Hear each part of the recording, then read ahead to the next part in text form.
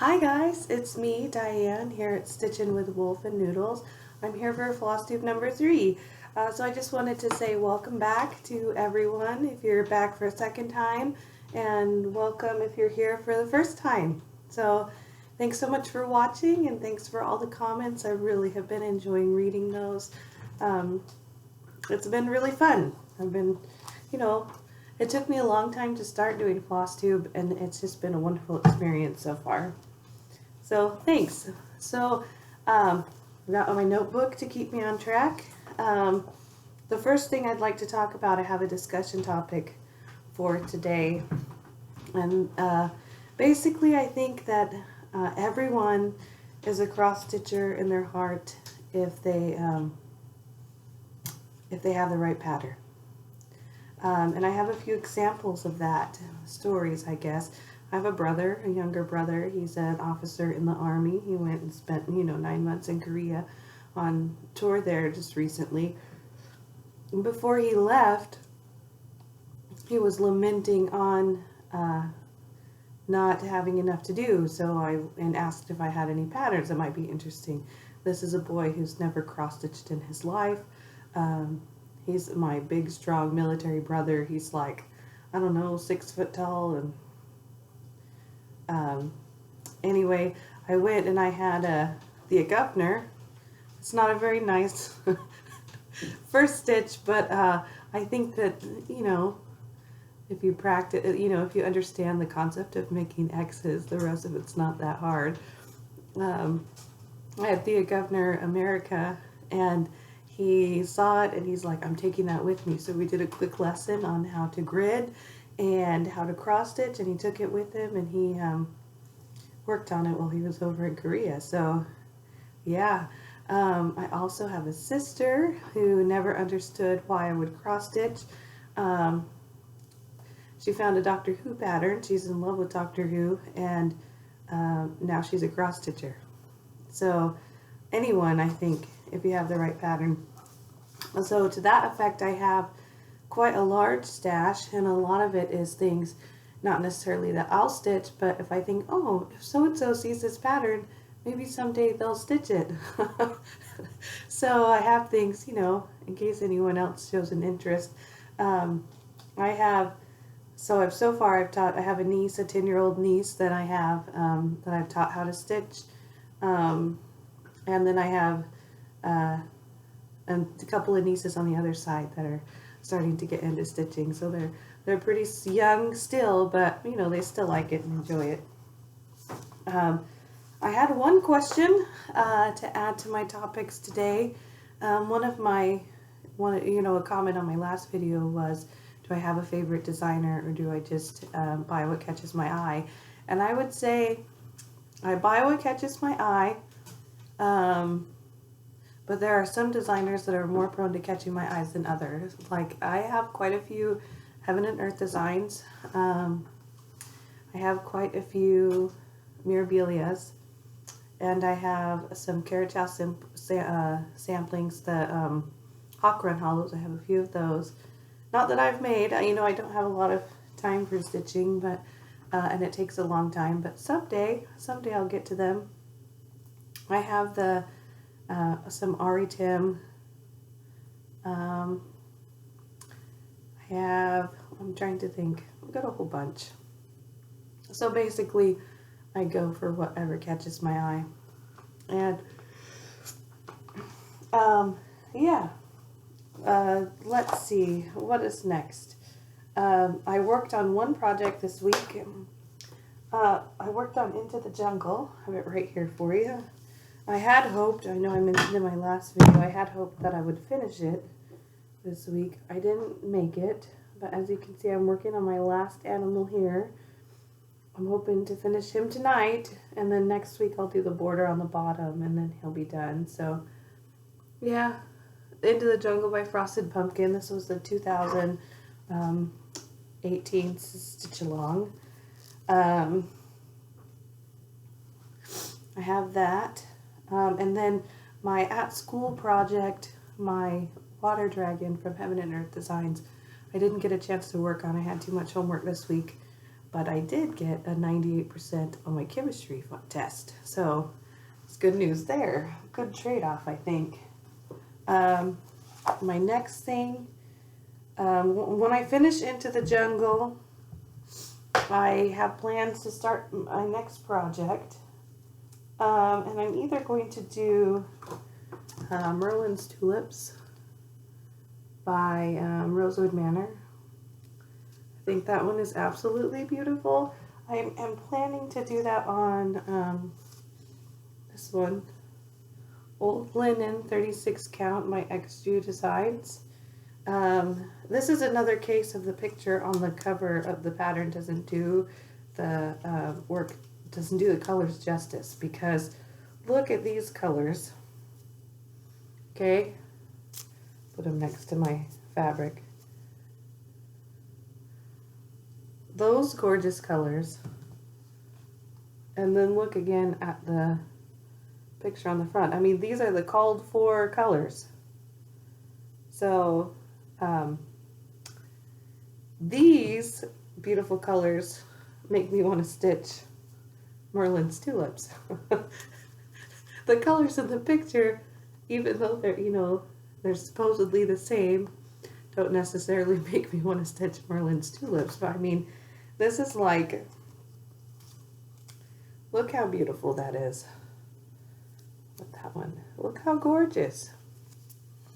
So I'm either going to start that one, okay, or I'm going to do, I'm looking here because I have everything right around me and it's kind of hard to keep track of it. I'm in a different place than I normally am. And I've got people in the house, so here I am hiding out doing my Flosstube video. So, or I'm going to do Cassiopeia from Mirabilia.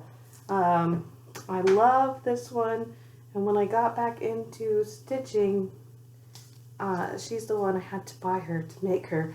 So I've had her in my stash for a couple of years, but haven't had a chance. Plus I was a little bit scared. I got this fabric to make her on. It's 32 count Belfast linen in Purple Passion. When I bought this, I'd never stitched on linen before, so now I've had some practice with Into the Jungle, with the Embrace, that I feel ready to do,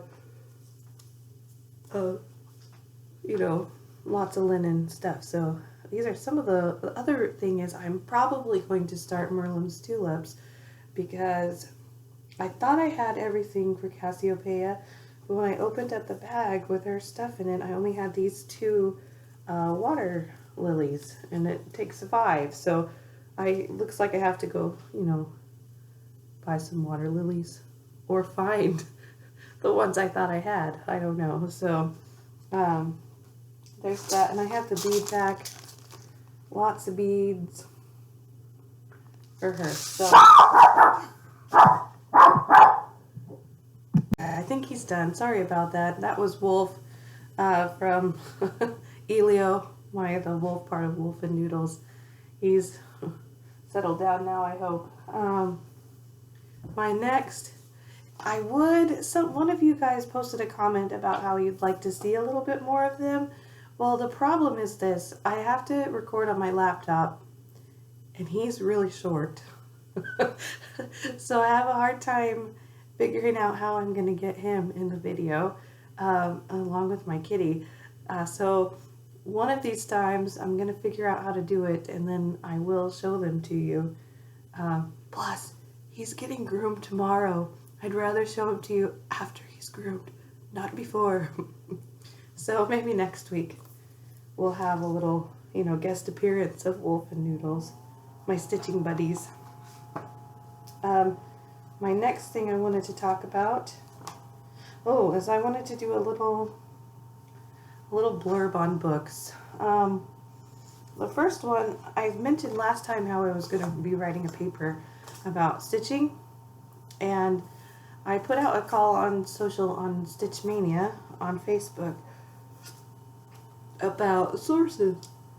And one lovely person, and I don't know who it was, I have to go back and see, suggested that I get this book here and read about it. You can see I've been reading it and I've got some quotes marked. It's totally interesting. I'm not that far into it, but it's The Subversive Stitch by Rosika Parker, and it is totally interesting. It follows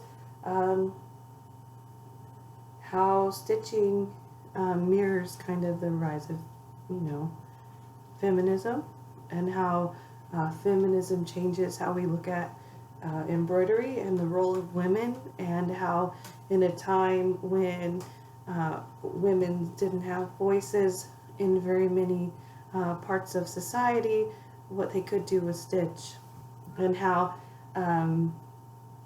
that has shaped how embroidery is, and why embroidery is a craft and not one of the fine arts, which it should be. One of the fine arts. Fantastic. Very interesting. Rosika Parker is she's in psychology. She's a psychologist, and she does embroidery, so it's totally a cool book. Let me see if I can find one of the quotes out of here that I thought was awesome. Here at the end, it's very well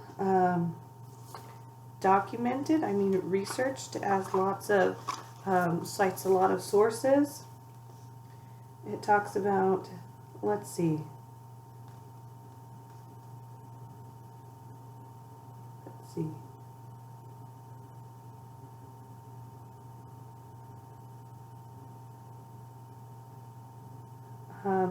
see. On the whole, women no longer embroider as a gesture of wifely or domestic duty, but the aspect of embroidery as a bond between women has lived on. And books, exhibitions, magazines, and societies devoted to embroidery and dominated by women constitute a curiously autonomous female area. And I know that there are, many male stitchers, and they do Flosstube and everything, but I think we can. It is a primarily, female-dominated area. And I think props to the men who do it. I think it's wonderful. I think that everybody should be able to do whatever they want. But it's just an interesting, interesting take on, history of embroidery and cross-stitch and, the needle arts. So if you're looking for something interesting to read, there you go. The other book I wanted to talk about is The Secret Keeper by Kate Morton. She's from Australia, best-selling author from Australia. She writes a lot of historical fiction. So if you love historical fiction with beautiful prose, this is all of her stories are generational. They span generations. I read a lot of books. There's not very many books that so completely surprised me that I didn't even see that coming. This book, totally a surprise. It was shocking. But great in a good way. It was really wonderful, and I loved it. So if you're looking for a good, they're not quick reads. They're big books. This one is almost 500 pages. But if you need something good to read, Kate Morton is one of my favorites. So, historical fiction, she's the winner. One of them. The last thing, I told you a quick video today. The last thing on my list is I do have to do that giveaway. So, I have the silks here, right here, that I'm going to give away. Let me remind you what those look like. Okay, those beautiful autumn colors by Silks For You. These come to me from Australia. I do Silk of the Month. I believe the dyer used to work with Dinky Dyes. No, she doesn't anymore. So they're absolutely beautiful and soft to work with. So for this beautiful bag of silks, I had 10 people who entered, and I put them in my notebook, which is all turned around over here. And in my notebook, we have 10 people. So I have here, I don't know if it'll show, on random.org. Okay, 1 to 10. And I'm going to push generate. And it gave me that thing. Here we go. I should have practiced, but I wanted it to be a real thing. Oh, and it gave me number 1. So my number 1 person who on my list, I put on my list numbers 1 through 10, is a Crafting Bev. So congratulations, Crafting Bev. So if you can, I'll send you a message or post on your reply. Congratulations. I hope you enjoy those silks. And until next time, have a great week, and we'll talk later. Bye.